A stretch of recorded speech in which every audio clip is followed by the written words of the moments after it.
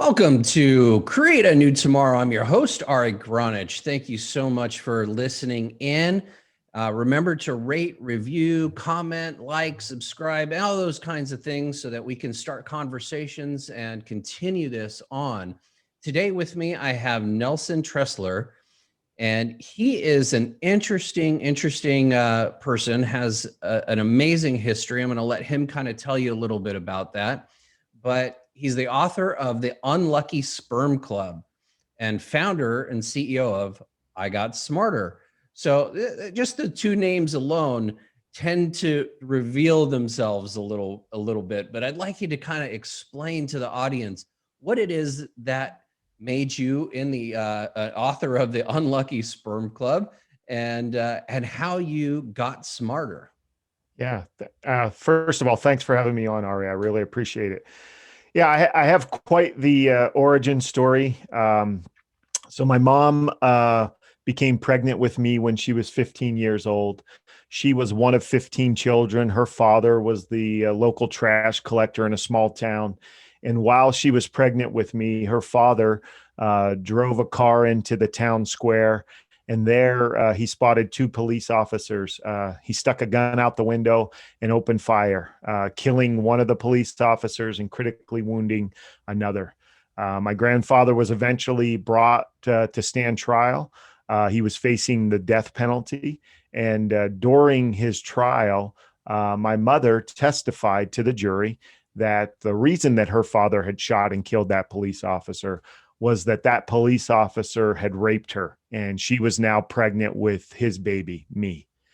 And that's kind of where it started. My grandfather's first trial ended in a hung jury because of my mom's testimony. They took the death penalty off the table, but he was eventually found guilty and served the rest of his life, more than 40 years behind bars, pretty much leaving behind, his large family of 15 kids, including my mom and now me, in a small town to kind of deal with the circumstances of what had happened. My story, continues to go on. It doesn't get any easier from there. My mom eventually becomes 21 and starts to go to bars, and there she finds a peach of a man who eventually becomes my stepfather. Come to find out that he's an alcoholic, that he is physically and emotionally abusive to me and my mom on a daily basis, and having to deal with that situation. And I ended up going and living with my grandmother permanently. And for the first time in my life, I kind of had that stable household, even though, I'm living with my gram who, some of her 15 children are still living at home. And, my gram was a saint, she's raising 5 or 6 other cousins for whatever reasons. But for the first time, I kind of had a stable household to live in. There was no alcohol, there was no abuse.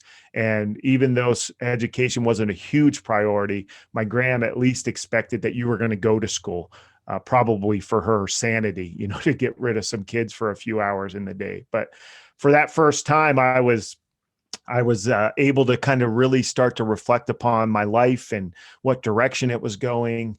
And I remember, one time I was in the 7th grade and a counselor came from the local university to talk to us about what we needed to do to get into college.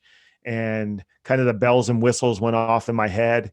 And I thought to myself, you know what, if I could be, if I could graduate from college, maybe I could change the direction my life was headed. And, anytime you put those thoughts in your head that you want to do something different or something that it's going to be difficult, that voice in the back of your head starts screaming at you all the reasons that you can't do it.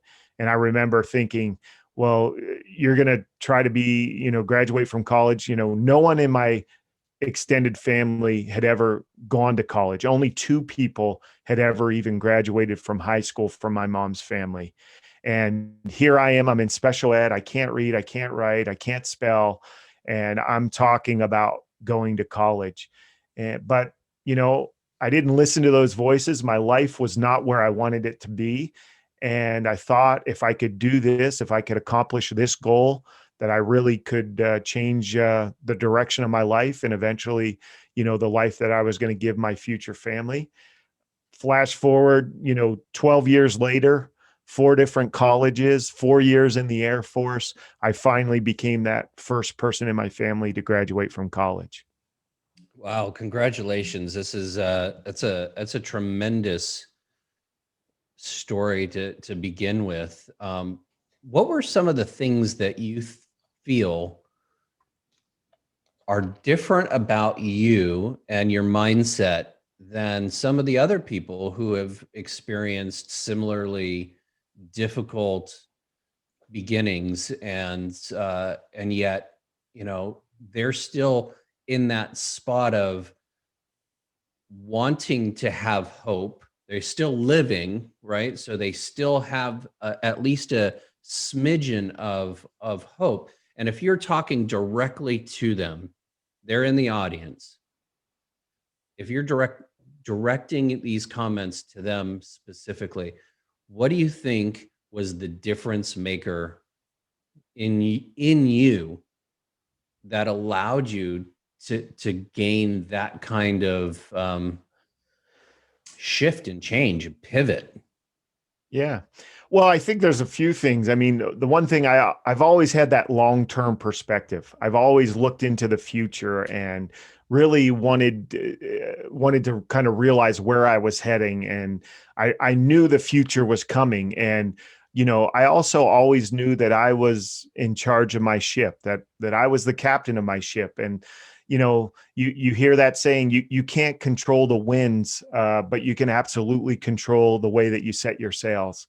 And I think so many people want to assign their problems and, their heartaches upon other people or other things or what's going on in the world. And as soon as you assign your problems to somebody else or something else, you lose all control. And I think one of the things that has helped me in my life is I've taken control for everything, and I've absolutely taken control for my own success. And as soon as I've done that, then I'm in control. And there's bad things that happen. It hasn't been a smooth ride, but when you're in control, you can overcome that stuff that pops up. But as soon as you start blaming it on somebody else or something else, you give away that control. Yeah, it's interesting because the premise of the show is kind of the world sucks, the systems that we're living under suck. We've created these systems. My saying is, we made this shit up, and we can make it up better. And how do we then activate our visions for a better world? And it sounds to me like the number one thing that you've done is taken personal responsibility for the world around you. And instead of assigning the responsibility to the world around you to heal or fix you. And that's a really interesting perspective because it takes away that ability to be a victim, and it gives you the ability to be a victor. But what do you say to the people who really like being a victim and really, like that's where they're getting their juice, and they don't see that they can get the juice from the other, from that victor versus victim? Yeah, I mean, you touched on my book, and the subtitle to that is, you're not a victim of your circumstances, you're a product of your choices. That's what I would say is, and you talk about changing the world or the world around us. But you know what? If you focus on your own world and changing your own world, you don't need to change everything else that's out there affecting everything else. I mean, I can only control the things that I can control. And I think a lot of times as people want to change, they want to change, try to stop the waves of the ocean. But, what they really need to focus on is changing themselves. Let's get into some techniques, some of the minutia of what you talk about in your book, because I don't like to just kind of throw out the phrases and throw out the theories and the concepts. I like to give the audience things that they can do and actionable things that they can do. And I'm gonna use me as an example, so that I'm gonna let you kind of refer back to this particular thing. Okay. So my entire life, there's been parts of me that have felt like I'm a burden, right? So Yep. I was I know. molested and abused, and growing up I had medical conditions, so people, my family needed to take care of me a little bit differently than, say, my brother, who didn't have all those issues, right? So he may not have that same feeling of I'm a burden, and so therefore I can't ask for help, therefore I can't do this, or there are things that were in my life were out of bounds, so to speak, like asking for help. I had to do everything myself. I have to, it's like those kinds of issues. I know a lot of people have that, but they also have others. So why don't you just talk to that a little bit, and then how in your book you kind of, and I don't normally promote somebody's book, but I am going to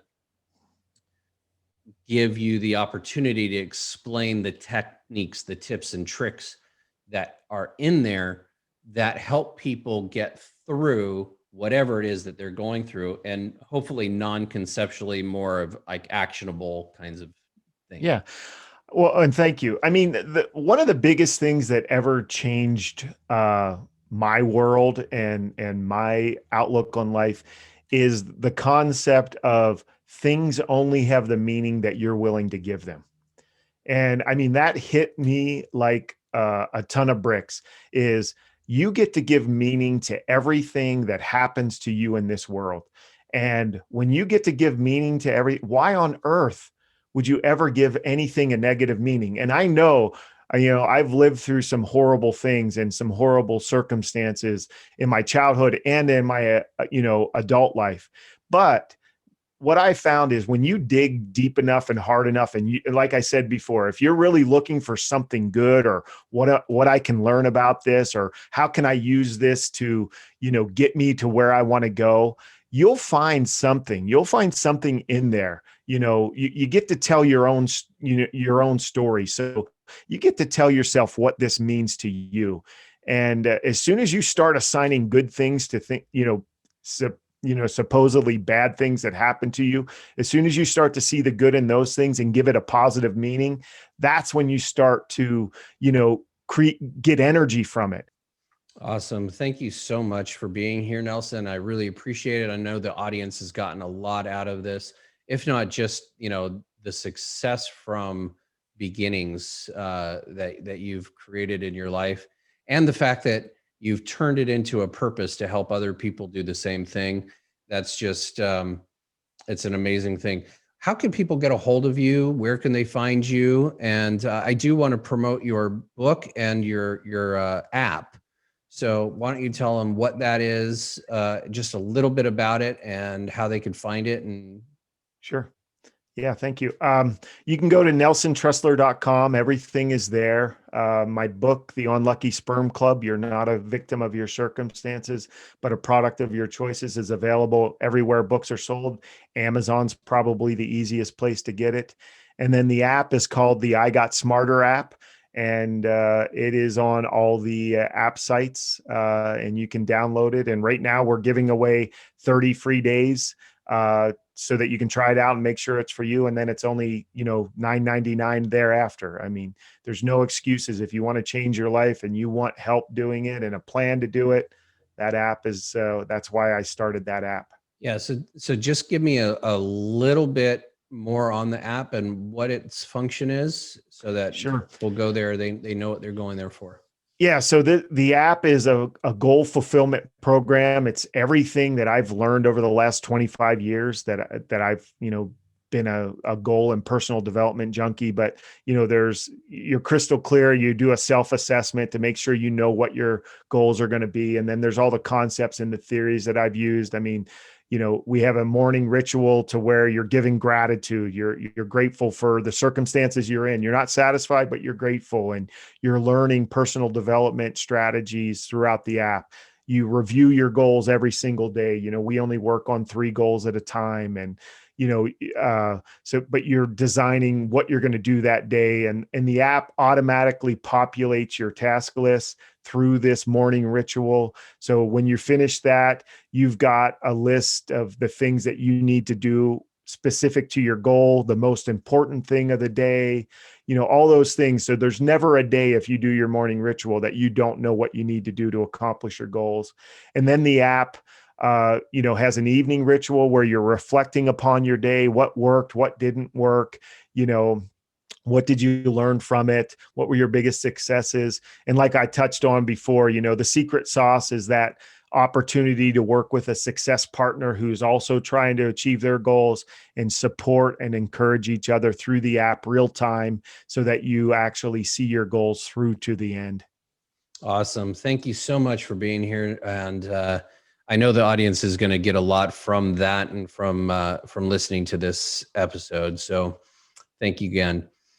This has been another episode of Create a New Tomorrow. I am your host, Ari Gronich, and just wanted to remind you about the Mastermind program that we're getting ready to launch. If you're interested in it, you're more than welcome to message me, comment to me, anywhere below the videos that are going to be here or on the podcast pages. And remember to like, subscribe, read, comment, rate, review, do all those things that helps move this conversation forward, because we love having these conversations and helping you guys so that you can create a new tomorrow today, activate your vision for a better world, and we will see you next time. Thank you so much for being here.